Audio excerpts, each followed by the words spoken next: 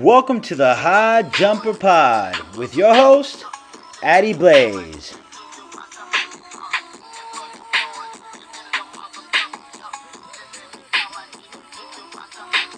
This is that shit that you like. Lillard, long range three, and it's good!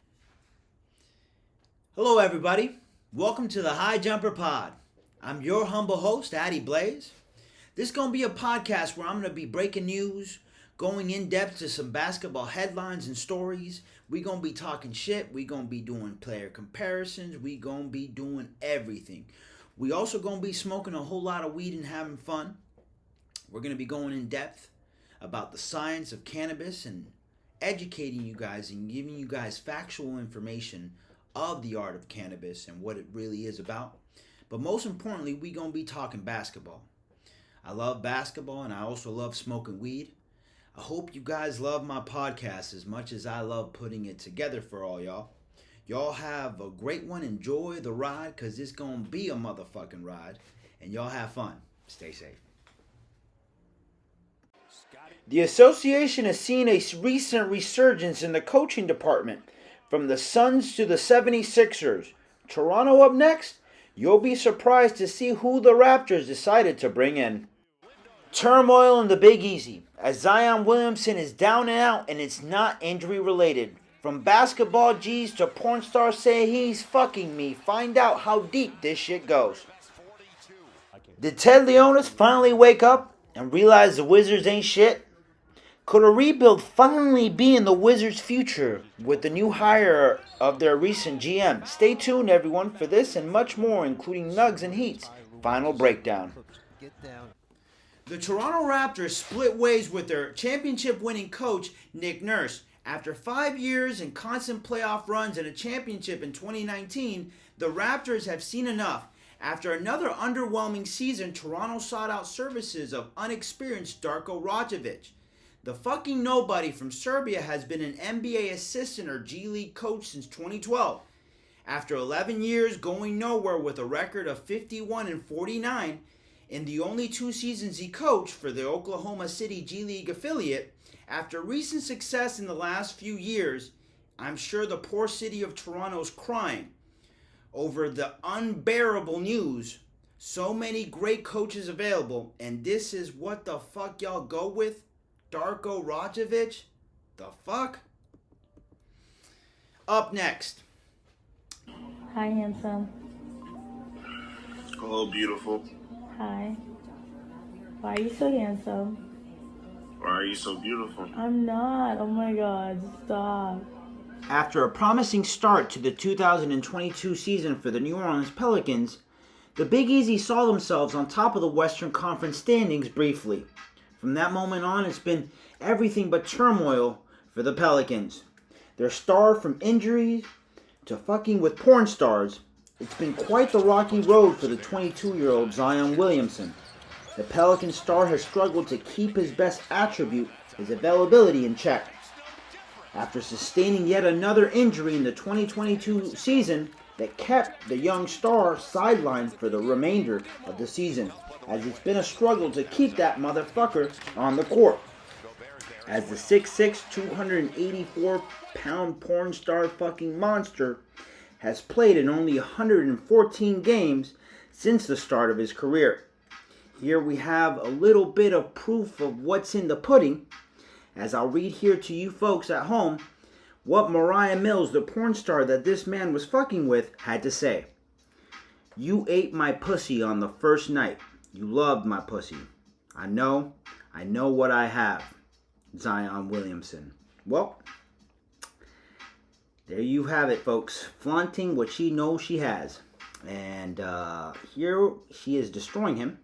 Your dick is trash. To be honest, Zion, I had to force myself to come, you fat fuck. Wow. Nicer words could have definitely been said to my man. Your bathroom was filled with soda bottles and cans. No wonder you fat as fuck and not in shape. Fuck you. I'm tired of being nice to you. You hurt me and humiliated me. Well, that's what happens when you hurt a woman. But 114 games played in his entire career, 48 games less than LaMelo Ball, 109 less games than Anthony Edwards, and 134 less games than Ja Morant. But manages to fuck around with the 32-year-old porn star Mariah Mills. Wow. And there you have it, folks. You know, it's safe to say that his pregnant wife will be quite fucking pissed off. Up next, basketball superstar dumbass says gun was a toy, but only after found guilty. The hard motherfucker from Donzel, South Carolina, Ja Morant, out here playing with toy guns, huh? Not so hard after all.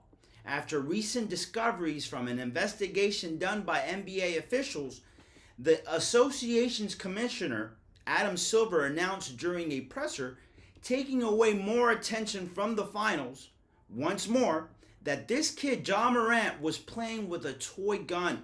Apparently the gun that we saw this child flaunt and hold during a very whack IG Live post was fake.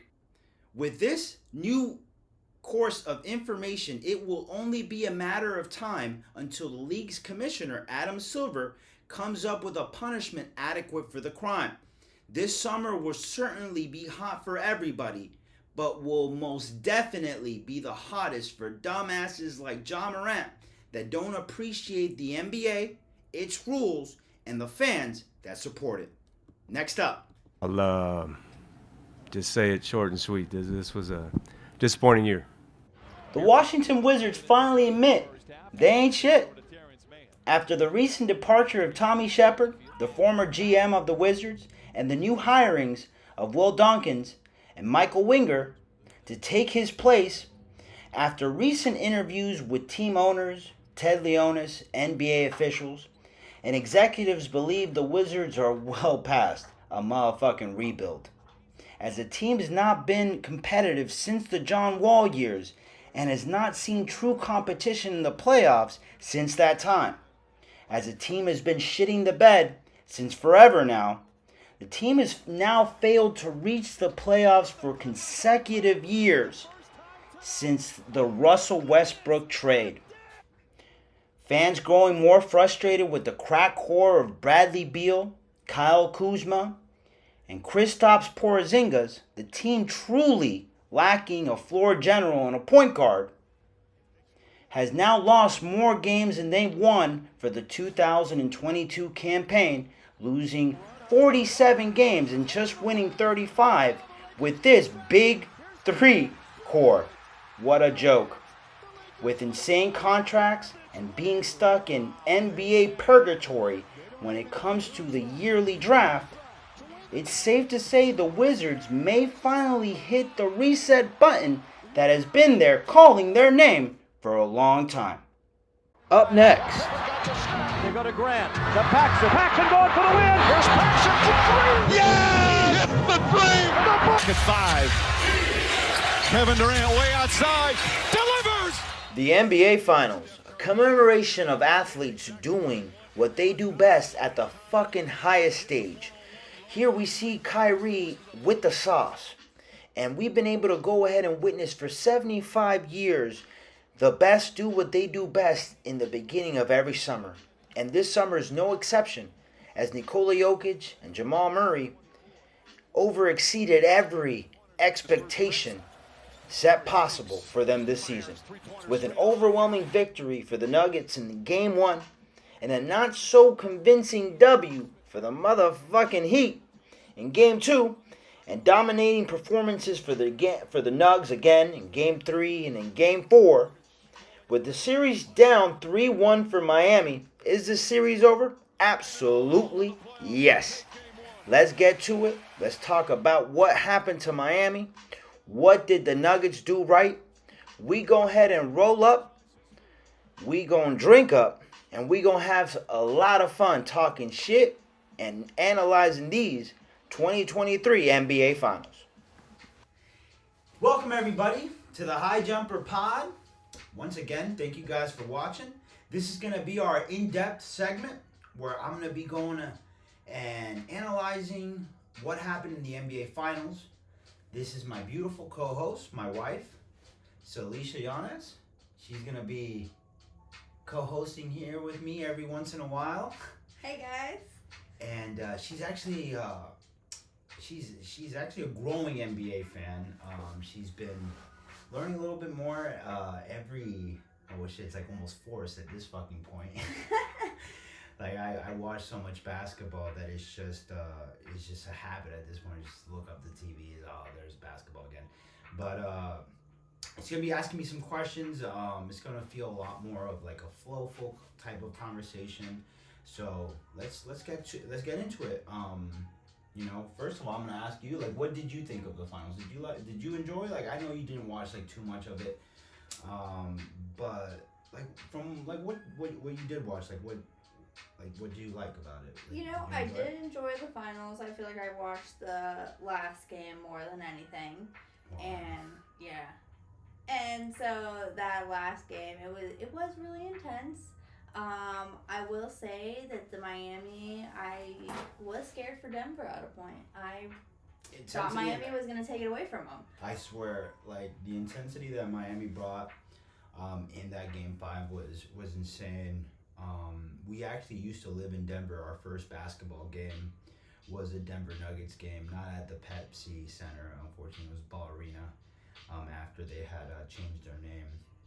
But we definitely know how riled up a Denver crowd could get. And yeah, man, Miami came out with this intensity that I'll tell you what, like if they would have played with that same fucking intensity, like to start off the series, like they had some of that intensity in game 2. And that's, essentially why they won that game. It wasn't too convincing. It felt like the Nuggets made more mistakes than the Miami Heat actually did right. But I do agree with you. Miami had a crazy amount of intensity. I think it was like one of the better games that Jimmy Butler had actually played in the series. He had shot terribly since midway through the Boston series. I mean, I don't know if he got in his head or like if it got, like I don't know what it was. He was definitely a completely different player than the player that we saw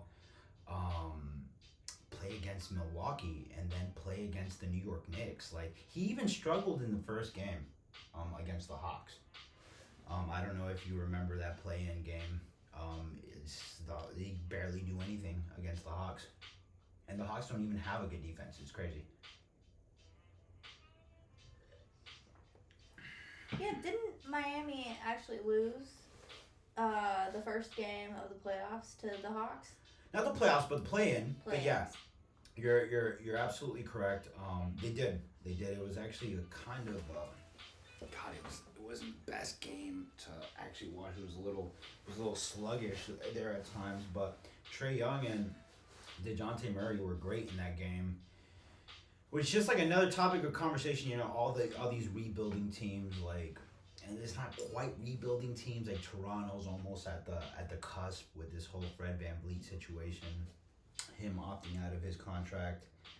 I mean, geez, like the New Orleans Pelicans are holding on by a thread, and I swear to God, like the Washington Wizards are right around the same cusp. Like they're talking about like, oh man, we might go ahead and trade Bradley Beal this offseason and stuff, but that's a topic of another day. Just getting off topic there a little bit.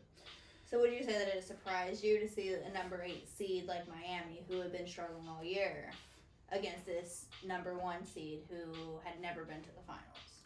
Well, I loved it. Naturally us from, staying out in Denver those, 2.5, 3 years, just being an NBA fan and just going to the games, you grow a liking to these players.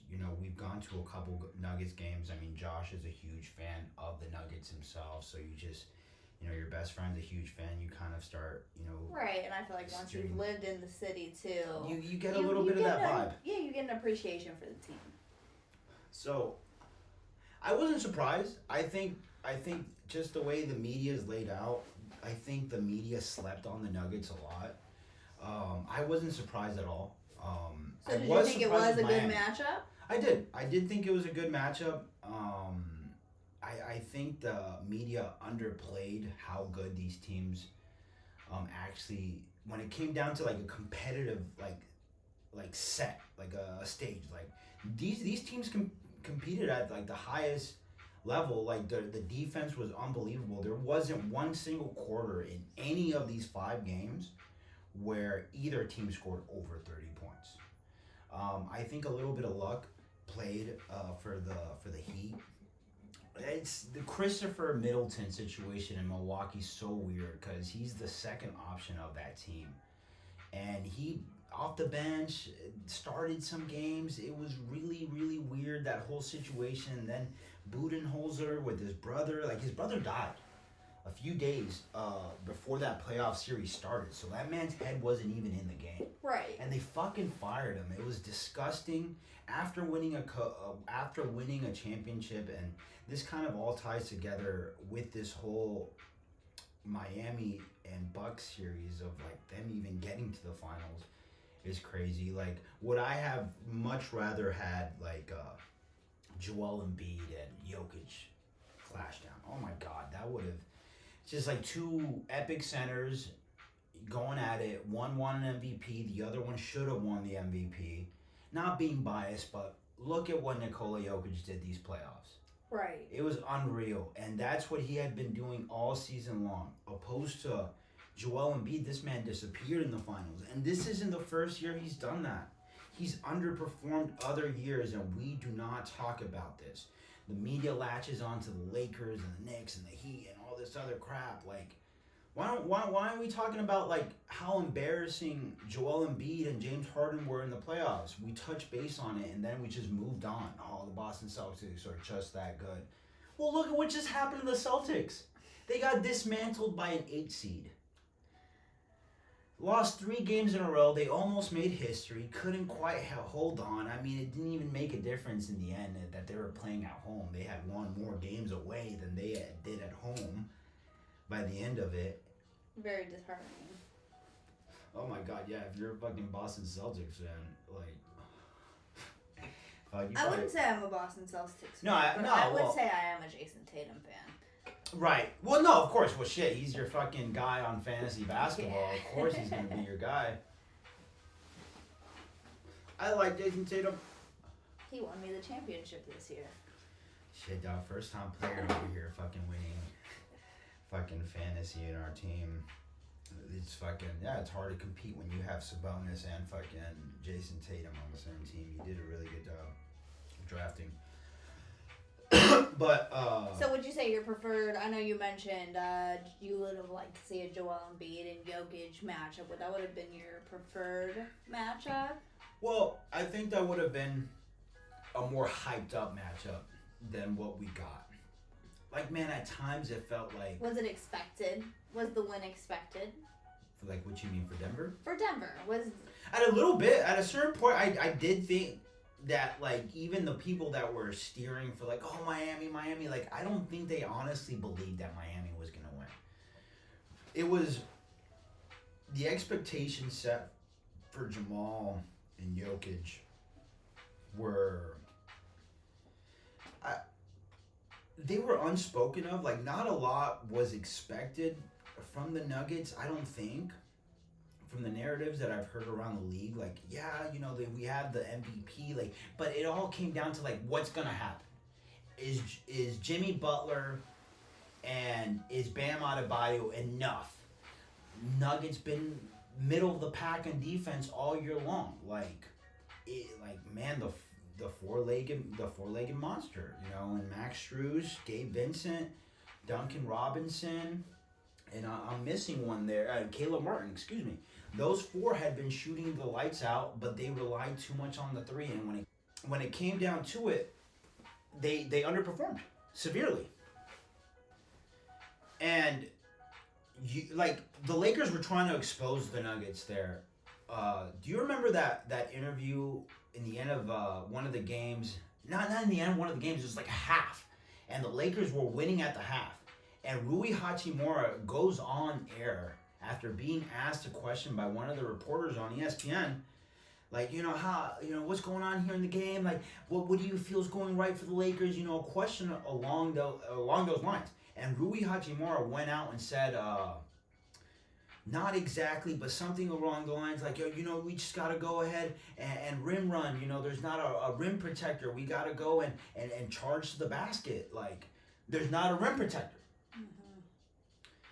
That didn't work out quite well for any team because the defense that the Nuggets displayed was the most unexpected part of the whole thing.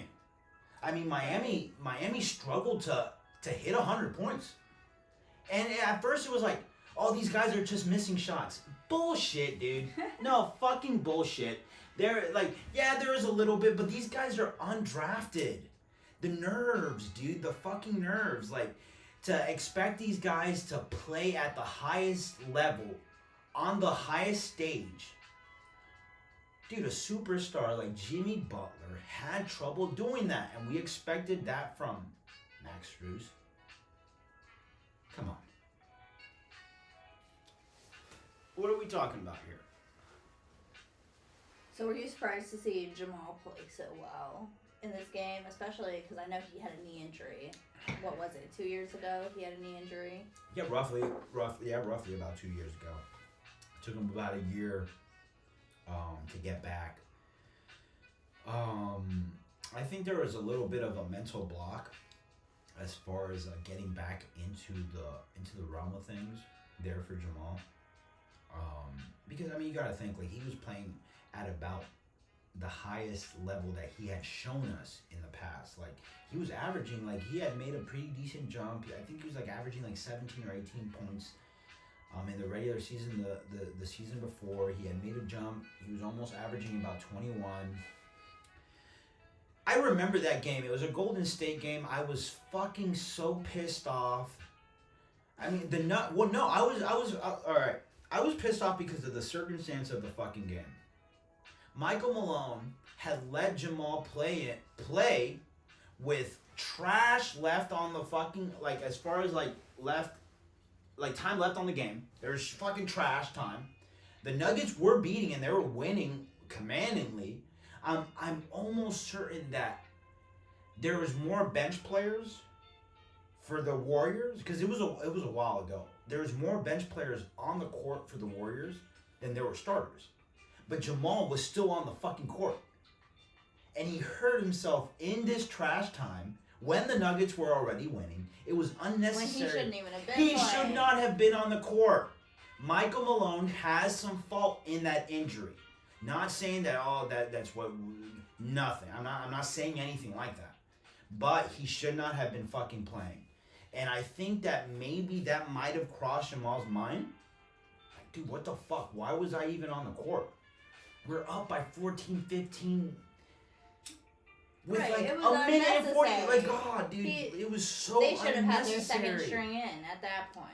And that cost them a lot of time, the injury itself, and then having to come back, and the NBA moves fast. People get better. New things happen nowadays. It's not like it used to be where things gradually move slow. People don't realize how quickly the NBA has grown in the last few years. It is insane. Not just on a fan base, speaking on a fan base level. I'm speaking on just the performances of these players and what they're doing. This guy, Victor Wembanyama, he's unreal. He's he might be a little taller than Kevin Durant, doing Kevin Durant shit. It's insane. And that's the progression that I'm talking about. And when you're seeing that, being a player of Jamal's caliber, on the couch, watching shit like this go down, it kind of gets holy, a part of you, I'm sure, gets excited. Oh, fuck, dude, I can't wait to get back. But then it's damn, dude, look at this fucking fool out here doing this shit. Fucking... But it's a healthy competition For at sure. that point, because Absolutely. it's motivating you, But when you Jamal haven't in this played, case. when you haven't played for so long, that's when the mental block comes in. Am I going to be able to come back as strong as I did? And he said it in interviews. It was more of a mental block thing for me. And I don't know if he ended up tying it to like what I'm saying, but can I get back to what I used to be? Or even better? Shit, dude, like we all want to see the athletes and the people that we support do good in life. I mean, shit, if you're a real motherfucker. Like, unless you one of these envious people out there, like, fuck, dude, you want to see your friends and family and the people that you support and the people that you watch on television. Like, man, fuck, dude, fans want to see these players do good. They want to see their teams do good. You know, in the end of the day, and like that's where like I feel like the competitive edge. Like, man, Miami fans are quick to turn on their team. I've seen it, dude. Fucking Miami fans boo their team and fucking walk out of the arena and like, man, dude, that does shit to players. Like when you're trying so motherfucking hard and like you just see somebody kind of like give up on you, like, oh, you guys are fucking trash, like, and fucking just move on. Like that does something to these players, and like I feel like that might have played a part on like the underperformance of some of the Miami players. And like I do think Erik Spoelstra was exposed a little bit. I don't think he adjusted in time. I don't think. Do you think that's why they played so badly, the Miami Heat? Fans, I agree. Some of the fans, maybe some of what like the media was saying, I don't think that a lot of these players are caught up on stuff like that. But I think that like this is the only thing that's on television, so you're gonna hear a little bit of this shit. Like people don't realize like how mental like the game of basketball really is for some of these guys. Like, fuck, dude, I missed 4 shots in a row. Right. Fuck. So now your confidence is down. And now these fans are fucking booing me. My own fans. Dude, it's fucking insane.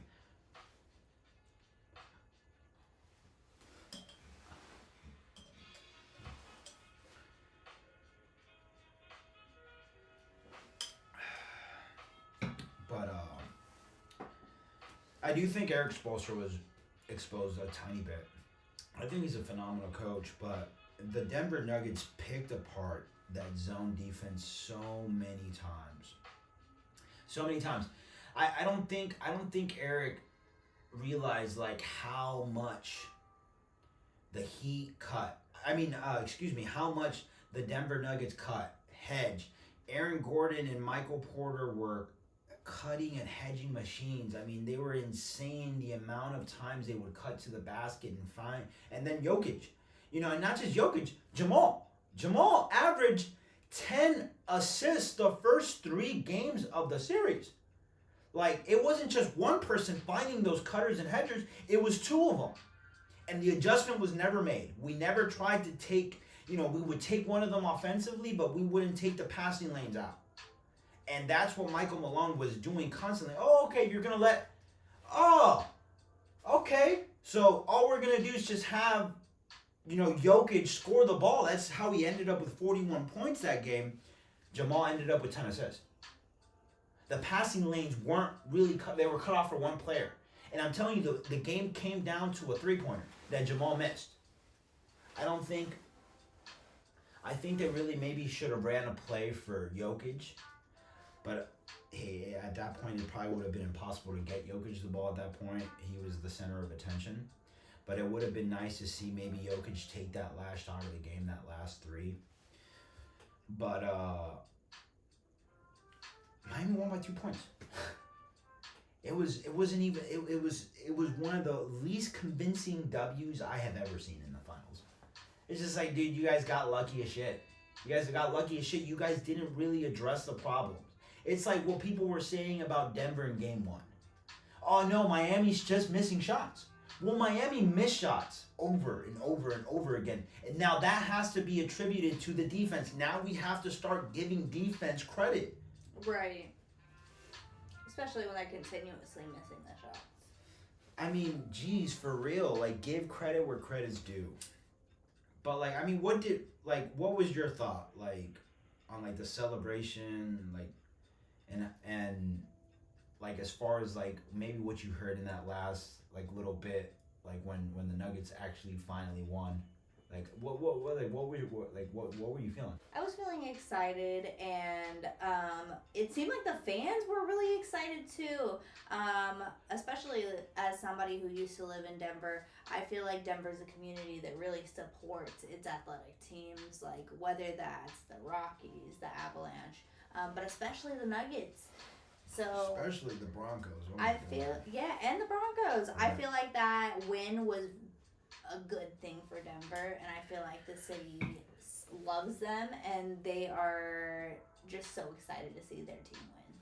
I agree, and that does kind of like touch bases on like, you know, like the basketball community and how tight the basketball community is. Like, you know, you get a big gist of like what sports really means to this country based on like your interactions with people that love sports. And I mean, shout out to Denver, man. You guys did it. You guys killed it. Jokic, you were absolutely amazing. Jamal, you were absolutely amazing. Talk about like just watching you, man. Like watching you win, dude. Just like brought emotions to me, man. Like shit, dude. I almost teared up, man. Like watching you like accomplish something that like we toss around like it's so fucking easy nowadays. These fucking media members like Stephen A. Smith and Skip Bayless, like, oh, well, he don't have a ring, or well, when is he going to win a championship? Like, it's so fucking easy. And shout out to Damian Lillard for being so fucking loyal to the goddamn Portland Trailblazers. Fucking shipwreck of a goddamn association right now, a team with Jody Allen. That's a whole fucking story for another show, so you guys hold tight, because we are going to dive deep into that Damian Lillard situation in another segment or another show. But shout out to Denver, man. You guys fucking did the right thing. You guys made the right moves. You guys drafted the right way.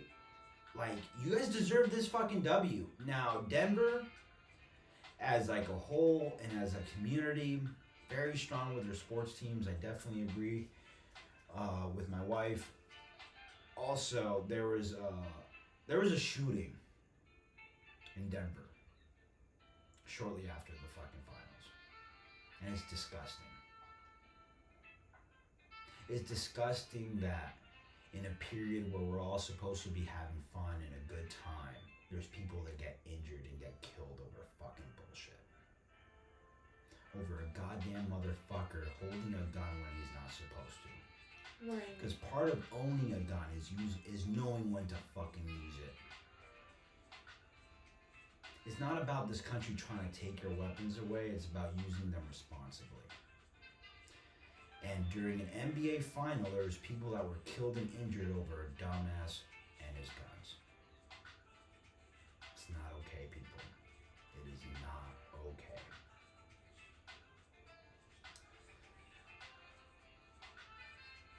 And that's why my ass be smoking weed.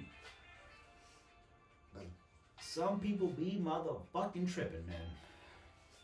But that is going to conclude today's show. I mean, I'm working with a little clip, guys, so you know, when the smoke stops, the show stops. Well, thank you for having me as a guest here. Hey, no problem.